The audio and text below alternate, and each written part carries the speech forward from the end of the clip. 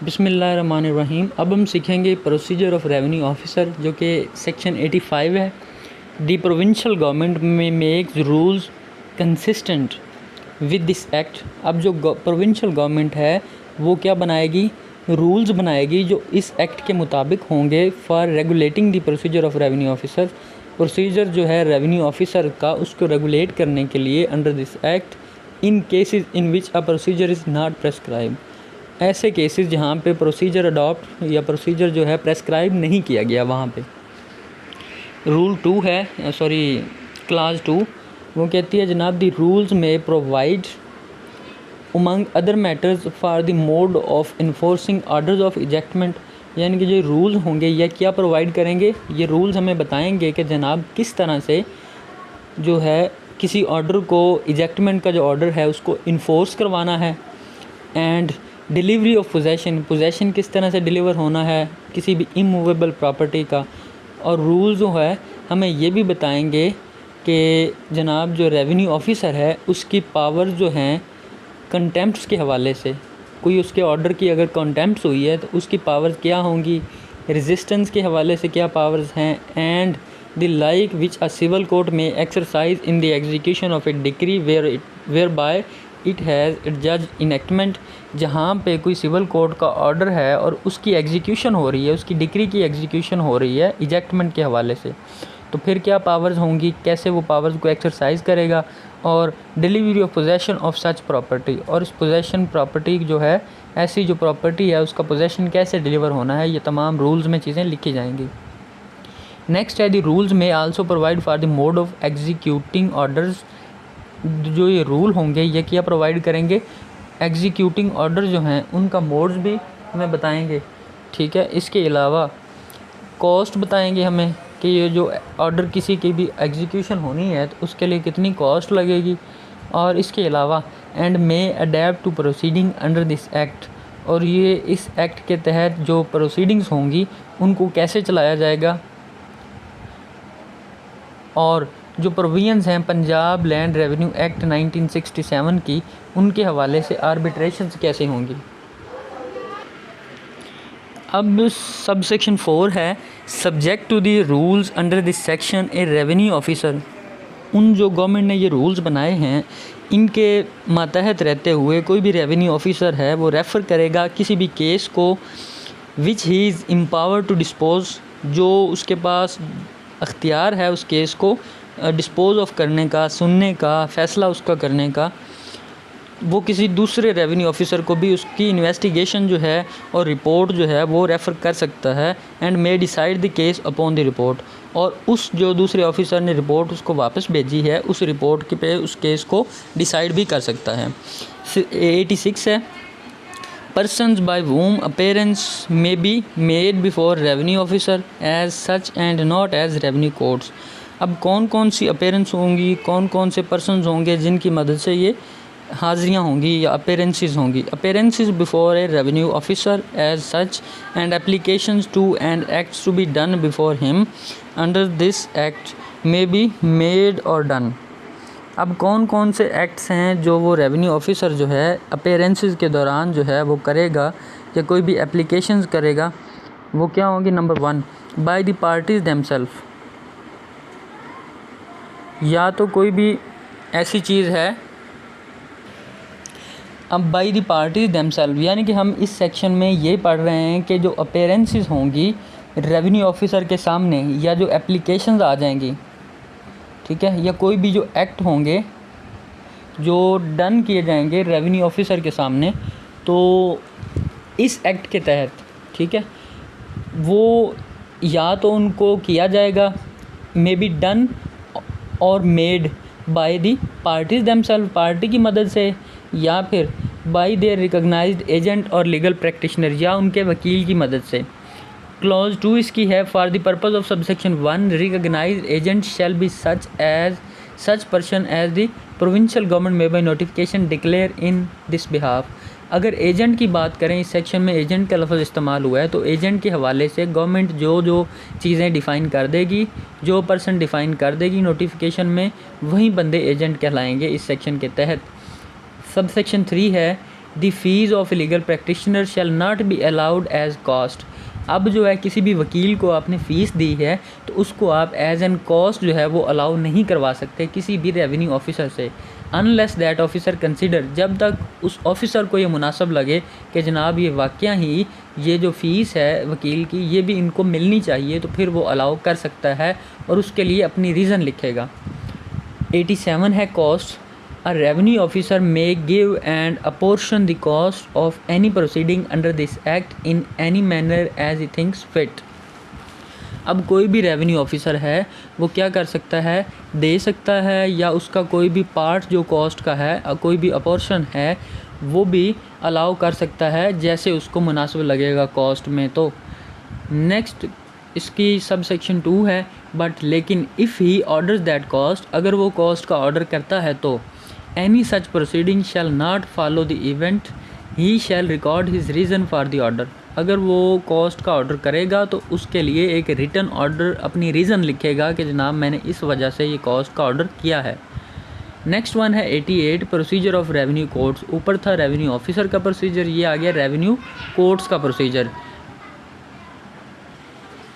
अब जो है रेवेन्यू कोर्ट्स का क्या प्रोसीजर अडॉप्ट होगा, इस हवाले से वो ये सेक्शन ये बता रहा है कि या तो जो प्रोविंशियल गवर्नमेंट है वो कोई रूल बनाएगी तो उसको फॉलो किया जाएगा। नंबर 1 तो इसमें ये बताया गया है सेक्शन में कि जो प्रोविंशियल गवर्नमेंट होगी वो रूल्स बनाएगी इस एक्ट के मुताबिक। नंबर 2 पे है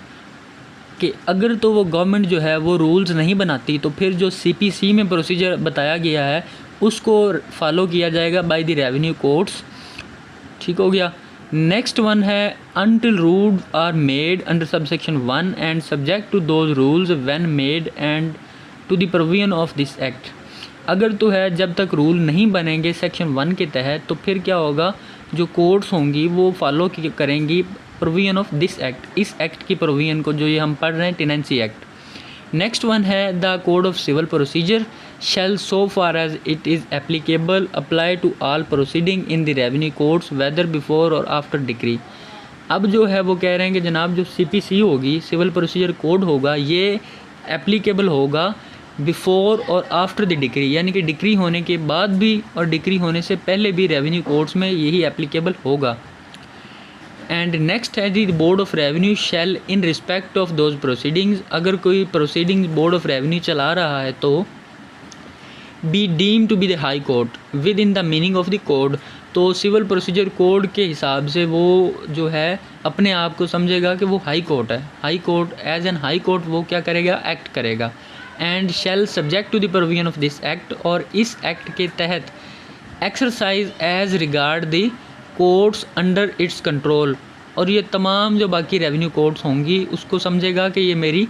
जो हैं वो क्या सबऑर्डिनेट कोर्ट्स हैं। All the powers of high court under the code, और ये जो रेवेन्यू कोर्ट्स होंगी या जो बोर्ड ऑफ रेवेन्यू होगा वो क्या समझेगा, वो एज एन एक्ट करेगा हाई कोर्ट। 89 है पावर ऑफ रेवेन्यू ऑफिसर और revenue court to summon person. अब ये भी रेवेन्यू ऑफिसर या रेवेन्यू कोर्ट के पास पावर है कि वो किसी भी बंदे को उसको पर्सनल अटेंडेंस के लिए समन कर सकता है। अ रेवेन्यू ऑफिसर और revenue court may summon any person whose attendance is required or against whom an application is considered or suit or other business before him or it is a revenue officer of the court। Number 2 है a person so summoned, जिस बंदे को भी बुलाया जाएगा वो be bound to appear at the time and place mentioned in the summon, तो वो उस जगह पे और उस टाइम पे पेश होगा जो समन में लिखा गया है। नेक्स्ट वन है अगर तो the person attending in obedience to the summon shall be bound to state the truth upon any matter respecting which he is examined or make statements and to produce such documents and other things relating to such matter as the revenue officer or revenue court may require। अब जो बंदा है जो personal attendance के लिए आ गया है जिसको सम्मन किया गया था वो बाउंड होगा कि वो तमाम जो हक़ाइक़ हैं उस वक़ूए के हवाले से उस वक्त जो है चीज़ के हवाले से वो बताएगा और तमाम जो अपने बयान वगैरह हैं वो जमा करवाएगा रेवेन्यू ऑफिसर को या रेवेन्यू कोर्ट को इस मैटर के हवाले से। 90 है मोड ऑफ सर्विस ऑफ सम्मन। अब जो सम्मन जो हैं वो सर्व होने हैं, उनका क्या मोड होगा, वो कैसे सर्व होंगे, ठीक है। नंबर 1, अ सम्मन इशूड बाय रेवेन्यू ऑफिसर और रेवेन्यू कोर्ट शैल, हाँ, यानी कि कोई भी सम्मन जो है इशू किया गया है रेवेन्यू ऑफिसर की मदद से या कोर्ट की मदद से, तो उसको कैसे कैसे सर्व किया जाएगा। नंबर 1, पर्सनली और the person to whom it is addressed और failing him on. Number 2, his recognized agents. And number 3, an adult male member of his family who is residing with him. यानी कि अगर किसी बंदे को आपने सम्मन सर्व करना है तो वो कैसे सर्व करवाया जाएगा। नंबर 1, या तो जिस बंदे के ख़िलाफ़ सम्मन जारी हुआ है उसको सर्व करवाया जाएगा, ठीक है, या उसके एड्रेस पे पहुंचा दिया जाएगा। अगर वो दोनों चीज़ें फ़ेल हो जाती हैं या नहीं होती तो फिर उसका कोई रिकग्नाइज एजेंट होगा या जो वकील होगा उसको उसका सम्मन दिया जाएगा। थर्ड वन है कोई भी उसका male adult member of his family, उसको ये सम्मन जो है दे दिया जाएगा जो उसके साथ रह रहा है। नंबर 2 है if service can not be made, अगर सर्विस फिर भी नहीं होती सम्मन की, or if acceptance of service so made is refused, या वो जो सम्मन को आगे से एक्सेप्ट करने से इनकार कर देते हैं। This summon may be served by posting a copy thereof, तो सम्मन की एक कॉपी जो है वो पोस्ट कर दी जाएगी एट द यूजुअल और last known place of residence of the person to whom it is addressed, जिस बंदे को वो सम्मन भेजा जाना है उसकी लास्ट नॉन जो प्लेस होगी, जिस जगह पे वो आखिरी मरतबा रह रहा था, वहाँ पे वो सम्मन जो है वो पोस्ट कर दिया जाएगा। और if that person does not reside in the district in which the revenue officer is employed, और अगर वो बंदा जो है वहाँ पे नहीं रह रहा जहाँ पे रेवेन्यू ऑफिसर एम्प्लॉय है, और ये जहाँ पे रेवेन्यू कोर्ट जो है वो हेल्ड हो रही है, and the case which the summon relates has reference to the land in the district, then by posting a copy of summon on the some conspicuous place, और फिर क्या किया जाएगा, सम्मन को किसी ऐसी वाज़ह जगह पे चिस्पा कर दिया जाएगा,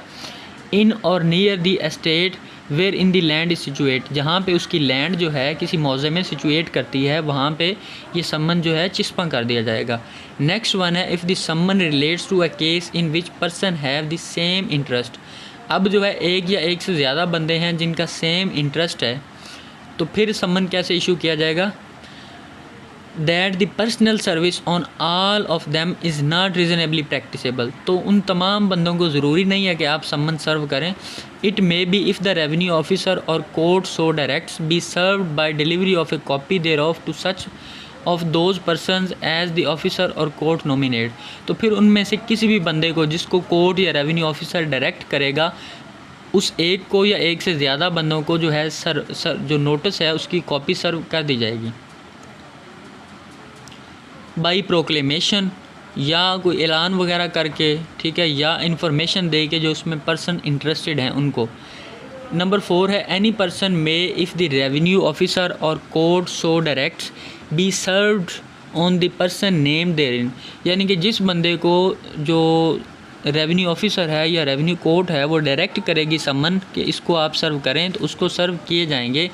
इधर इन addition to or in substitution for any of the mode, किसी भी मोड के ज़रिए से जो बताए गए थे ऊपर। By forwarding the summons by post, यानी कि पोस्ट वगैरह करके, या बाई प्रोक्लेमेशन। नेक्स्ट वन है when a summon is so forward in a letter and it is proved that the letter was properly addressed and duly posted and registered, यानी कि अगर जो है वो सम्मन पोस्ट होना है तो फिर क्या किया जाएगा, और ये कोर्ट जो है सेटिस्फाइड हो जाती है इससे, और साबित हो जाता है कि सम्मन जो है वो प्रॉपरली एड्रेस किया गया था, उस पर मुनासिब एड्रेस लिखा गया था और उसको पोस्ट किया गया था by the registered post office, then the officer और the court may presume that the summon was serve, तो कोर्ट ये प्रज्यूम कर लेगी कि जनाब सम्मन उस बंदे को सर्व हो चुका है। At the time and when the letter would be delivered in the ordinary course of post, court ये समझेगी कि जितना टाइम यहाँ से उस बंदे के एड्रेस तक एक आम लेटर को जाने में लगता है, उतने टाइम में कोर्ट ये प्रज्यूम कर लेगी कि जनाब वो सम्मन भी सर्व हो चुका है। नेक्स्ट है 91 mode of service of notice और order or proclamation or copy there of, यानी कि अब नोटिस जो है सर्विस का मोड क्या होगा, a notice, order or proclamation or copy of any such document issued by the revenue officer और revenue court for the service on any person. यानी कि कोई भी नोटिस है, ऑर्डर है, प्रोक्लेमेशन है या किसी भी डॉक्यूमेंट की कोई कॉपी है जो कि इशू की गई है रेवेन्यू ऑफिसर की मदद से या कोर्ट ने इशू की है, तो उसको किसी पर्सन पे आपने सर्व करना है, किसी पर्सन तक भेजना है, उसको सर्व की जाएगी by the provided in the last forgoing section. जो ऊपर हमने पढ़ लिए हैं 2-3 मोड्स, उनकी मदद से ही वो सम्मन जो है वो सर्व किया जाएगा। 92 है additional mode of publishing proclamation, यानी कि कोई एडिशनल मोड है प्रोक्लेमेशन के हवाले से, उसमें भी आपने सम्मन को सर्व करना है। इसमें जनाब ये चीज़ बताई जा रही है कि when a proclamation relating to any land is issued. Section 92 जो है इसमें सिंपल सी यही बात बताई जा रही है कि जनाब के अगर आपने ऊपर जो पब्लिकेशन की थी उसके अलावा भी कोई मोड अडॉप्ट करना है पब्लिकेशन का या नोटिस या जो सम्मन है उसकी सर्विंग का, तो एक जो है ट्रेडिशनल तरीका भी है कि उसकी प्रोक्लेमेशन की जाएगी, यानी कि बाई बीटिंग ऑफ ड्रम, ढोल वगैरह बजा के, जो कि एक ट्रेडिशनल तरीक़ाकार था, या लाउड स्पीकर के ज़रिए से ऐलान करके भी किसी को नोटिस या सम्मन आप पहुंचा सकते हैं उस बंदे तक। नेक्स्ट वन है joinder of tenants as parties to the proceeding relating to the tenant. अब जो है एक या एक से ज़्यादा टेनेंट्स हैं और रेंट के हवाले से प्रोसीडिंग चल रही हैं, तो उनको कैसे ज्वाइंडर किया जाएगा, कैसे इकट्ठा करके उसको प्रोसीडिंग चलाई जाएंगी। Any number of tenants cultivating in the same estate, यानी कि एक या एक से ज़्यादा टेनेंट्स हैं और वो क्या कर रहे हैं, एक ही मौजे में काश्तकारी कर रहे हैं, may in the discretion of the revenue officer और रेवेन्यू कोर्ट। अब यहाँ पे क्या होगी, रेवेन्यू ऑफिसर या रेवेन्यू कोर्ट की ये डिस्क्रिशन होगी, ये सवाबदीद होगी कि वो क्या करते हैं, subject to any rules in which the provincial government may make in this behalf. और जो प्रोविंशियल गवर्नमेंट है अगर उसने कोई रूल बनाए हैं तो उनको फॉलो किया जाएगा, अदरवाइज़ ये सवाबदीदी होगी किसकी, जो है रेवेन्यू कोर्ट या रेवेन्यू ऑफिसर की। बी मेड पार्टीज़ के, उसको पार्टीज़ बना लिया जाए एनी प्रोसीडिंग अंडर चैप्टर 3 की किसी भी प्रोसीडिंग्स में। नेक्स्ट वन है लेकिन अ डिक्री और order shell not be made in such proceeding, लेकिन कोई भी डिक्री या कोई भी ऑर्डर जो है इस प्रोसीडिंग्स में नहीं चलाया जाएगा, नहीं पास किया जाएगा, unless the revenue officer or court is satisfied, जब तक वो कोर्ट या रेवेन्यू ऑफिसर जो है वो सेटिस्फाइड नहीं हो जाता कि all the parties thereto have an opportunity of being heard, यानी कि तमाम पार्टीज़ को अपेयरिंग का और सुनने का मौका मिला है। थर्ड वन है अ डिक्री और an order made by any such proceedings shall specify the extent to which each of the tenant is affected thereby. और अगर कोई ऑर्डर या कोई भी डिक्री इस सेक्शन के तहत पास की जाती है तो उसमें तमाम चीज़ें, तमाम वजाहत के इस हद तक एक टेनेंट जो है वो अफेक्ट हो रहा है वो लिखा जाएगा। नेक्स्ट है 94 exception of suits under this act from operation of certain इनएक्टमेंट्स, यानी कि कौन कौन से सूट्स हैं जिनमें एक्सेप्शन दी गई है। जो सेक्शन 94 है इसमें सिंपल सी यही बात बताई जा रही है कि nothing in this section 424 of CPC और in section 36 of Punjab municipal act 1884 shall be construed to apply to a suit of a class mentioned in section 77 of this act. इस जो सेक्शन 77 है इस एक्ट का, उसमें वो कह रहे हैं कि जो एक क्लास सूट की बता दी गई है उस पे जो है ये सेक्शन अप्लाई नहीं होगा। ठीक हो गया। नेक्स्ट वन है 95 payment into court of money admitted to be due to a third person. अब कोई भी पेमेंट है जो कि आपने एडमिट की है कि ये हमने तीसरे बंदे की देनी है कोर्ट में, तो वो क्या प्रोसीजर अडॉप्ट किया जाएगा। When A defendants admit that money is due from him, जब कोई डिफेंडेंट जो है वो मान जाता है कि जनाब ये जो मनी है ये बकाया है मेरी तरफ, ऑन अकाउंट ऑफ रेंट, एक रेंट की वजह से या एक रेंट के अकाउंट्स में, तो क्या होगा, बट प्लीड्स दैट, लेकिन वो ये मानता है it is due not to the plaintiff, ये प्लेंटिफ की नहीं है जनाब, but to a third person, लेकिन ये किसी तीसरे बंदे की है जो मनी ड्यू है। The court shall except for special reason, जो कोर्ट होगी वो क्या करेगी, कुछ अगर स्पेशल वजूहात लिखने के बाद, to be recorded by it, refuse to take cognizance of the plea, तो इस प्ली की कॉग्निजेंस लेने से वो इनकार कर देगी जब तक the defendants page into the court, जो वो डिफेंडेंट होगा वो तमाम वो रकम जो ड्यू होगी वो कोर्ट में जमा नहीं करवाएगा। नेक्स्ट वन है when such payment is made to the court forthwith to the cause to the notice for the payment to the serve on third person, तो जो कोर्ट होगी वो जो अमाउंट है तमाम ड्यू वो रिसीव करने के बाद उस तीसरे बंदे को नोटिस करेगी। Unless the third person with free 3 months from the receipt of the notice,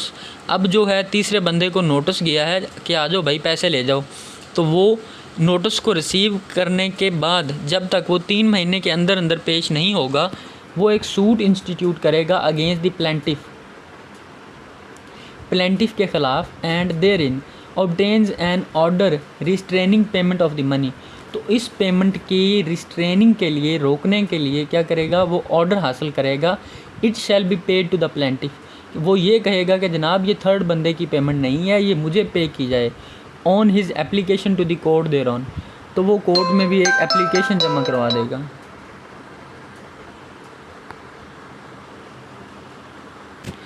next one है nothing in this section shall affect the right of any person to recover from the plaintiff money paid to him, यानी कि इस section में वो कह रहे हैं कि जो राइट है पर्सन का, जो कि थर्ड पर्सन है, कि वो प्लेंटिफ से अपना पैसा रिकवर कर सके, उसको अफेक्ट नहीं किया जाएगा इस सेक्शन के तहत। फिफ्थ वन है when A defendant page money into the court, जब कोई भी डिफेंडेंट है वो कोर्ट में जमा करवा देगा तमाम पैसे इस सेक्शन के तहत, फिर क्या होगा, court shell give the defendant a receipt, तो कोर्ट जो होगी वो डिफेंडेंट को उस पैसे के बदले एक रसीद देगी। And receipt so given shall operate as an acquittance in the same manner and to the same extent as if it had been given by the plaintiff, तो जो ये रसीद होगी उसको बिल्कुल ऐसे ही समझा जाएगा जैसे ये दिए गई हैं प्लेंटिफ को ही दिए गए हैं, और द थर्ड पर्सन या कि तीसरे बंदे को एज द केस में भी, जैसे वो कोर्ट को मुनासिब लगेगा या जैसे वो कोर्ट डिसाइड करेगी। 96 है execution of decree for areas of rent, अब जो है कोर्ट ने किसी डिक्री की एग्जीक्यूशन करवानी है रेंट के हिसाब से। A court passing A decree for an area of rent में, अब जो भी कोर्ट होगी जो कि डिक्री पास कर रही है एरियर ऑफ रेंट के हवाले से, on the oral application of a decree holder, तो वो डिक्री होल्डर की ओरल एप्लीकेशन पे ऑर्डर एग्जीक्यूशन देयर ऑफ, उसकी एग्जीक्यूशन का ऑर्डर कर देगी against the movable property of tenant, tenant की किसी भी मूवेबल प्रॉपर्टी के खिलाफ, एंड अगेंस्ट एनी अनकट और अनगैदर्ड क्रॉप्स, या अगर उस टेनेंट की कोई अनकट या अनगैदर्ड क्रॉप्स खड़ी है तो उसके ख़िलाफ़, इन respect of which the arrear is decreed, जिसके हवाले से, जिस लैंड के हवाले से जो है एरियर जो हैं वो डिक्री हुए हैं। 97 है prohibition of imprisonment of tenants in execution of decrees for arrear of rent, a tenant shall not during the continuance of his occupancy, जब तक जो है एक टेनेंट की ऑक्यूपेंसी का जो पीरियड है वो कंटिन्यू है, बी लाइबल टू इम्प्रिजनमेंट, उसको इम्प्रिजनमेंट में नहीं भेजा जा सकता। अ टेनेंट शैल नॉट, उसके साथ आपने मिला के पढ़ना है, A tenant shall not be liable to imprisonment on the application of his landlord in execution of a decree for an arrear of rent। अब एरियर ऑफ रेंट की डिक्री की एग्जीक्यूशन में एक टेनेंट को आप जेल नहीं भेज सकते। 98 है power to refer party to civil court, अब जो है एक ये पावर है, किसकी पावर है ये हम सेक्शन में पढ़ते हैं। If in any proceeding pending before a revenue court exercising original appellate or venal jurisdiction, अब कोई भी रेवेन्यू कोर्ट है वो क्या कर रही है, वो एक्सरसाइज कर रही है या तो अपनी ओरिजिनल जुरिस्डिक्शन या एप्लेट या विनल जुरिस्डिक्शन किसी भी प्रोसीडिंग के हवाले से जो कि उसके सामने पेंडिंग है, तो फिर क्या होगा, it appears to the court, ये कोर्ट को लगता है that any question in issue is more proper for decision by a civil court, कि इसका फ़ैसला एक सिविल कोर्ट जो है वो बेहतर तरीके से करेगी दैन द रेवेन्यू कोर्ट में with the previous sanction of the court, तो जो रेवेन्यू कोर्ट होगी वो कोर्ट से मंजूरी लेने के बाद, if any to control of which it is immediately subject require by order in writing, वो ऑर्डर अपना लिखेगी any party to the proceeding to institute, किसी भी पार्टी को वो कहेगी कि जनाब इसकी जो कार्रवाई है वो शुरू की जाए within such time as it may fix in this behalf, जो वो टाइम मुकर्रर करेगी revenue court, a suit in a civil court, के एक सूट इंस्टीट्यूट कर दिया जाए सिविल कोर्ट में for the purpose of obtaining decision, एक फ़ैसला लेने के लिए। और if he fails to comply with the requisition, और अगर वो बंदा जो है फेल कर जाता है तो वो may decide the question as it thinks fit, तो फिर वो जैसे रेवेन्यू कोर्ट को मुनासिब लगेगा वो फैसला कर देगी। If the party institute the suit in compliance with the requisition, the revenue court, अगर जो है पार्टी उसके रिक्विजिशन के साथ जो रेवेन्यू कोर्ट भेजती है कंप्लाई कर जाती है, तो फिर क्या होगा, the revenue court shell dispose of the proceeding pending before it, तो फिर जो रेवेन्यू कोर्ट होगी वो तमाम प्रोसीडिंग जो उसके सामने पेंडिंग थी उनको डिस्पोज ऑफ कर देगी in accordance with the final decision of the civil court, तो फाइनल डिसीजन के साथ। नेक्स्ट वन है power to refer to the high court question as to jurisdiction. If the presiding officer of a civil or revenue court in such suit in which a suit has been instituted, अगर जो है जो civil court का officer है, presiding officer है revenue court का या civil court का, उसको कोई भी डाउट जो है वो क्रिएट हो जाता है उसके जहन में, वेदर ही इज़ प्रिक्लूटेड फॉर, उसको लगता है कि जनाब वो इस सूट की कॉग्निजेंस ले सकता है या नहीं ले सकता, या उसकी कॉग्निजेंस लेने से उसको प्रिक्लूड किया गया, मना किया गया है। He may refer the matter to the district जज, तो वो मैटर जो है वो किसको भेज देगा, डिस्ट्रिक्ट एंड सेशन जज को भेज देगा या कमिश्नर को, या फिर if he is the district जज commissioner directly to the high court, तो फिर वो कमिश्नर को भी भेज सकता है या फिर डायरेक्टली हाई कोर्ट को भी भेज सकता है। On any such reference being made to the high court, अगर कोई ऐसा रेफरेंस जो है वो हाई कोर्ट को भेजा जाता है तो फिर हाई कोर्ट क्या करेगी, मे ऑर्डर द प्रिजाइडिंग ऑफिसर इधर टू प्रोसीड, उसको प्रिजाइडिंग ऑफिसर जो होगा कोर्ट का, उसको जो हाई कोर्ट कहेगी कि जनाब आप इसका फ़ैसला कर दें या इस प्लेंट को क्या कर दें, रिटर्न कर दें to the presentation of such court, तो वो गाइड करेगी कि जनाब इसका फ़लाँ जो कोर्ट है वो प्रॉपर फोरम है, उसके सामने इसको भेज दिया जाए, उसकी ये प्रॉपर जुरिस्डिक्शन है। नेक्स्ट है the order of the high court, जो हाई कोर्ट का ऑर्डर होगा इस सिलसिले में वो क्या होगा, वो कंक्लूसिव होगा as against person who are not party to the suits as well as against person who are the parties thereto, तो तमाम जो पर्सन जो इस सूट में पार्टीज़ हैं या पार्टीज़ नहीं हैं उनके ख़िलाफ़ जो ये ऑर्डर है ये कंक्लूसिव होगा। नेक्स्ट वन है जी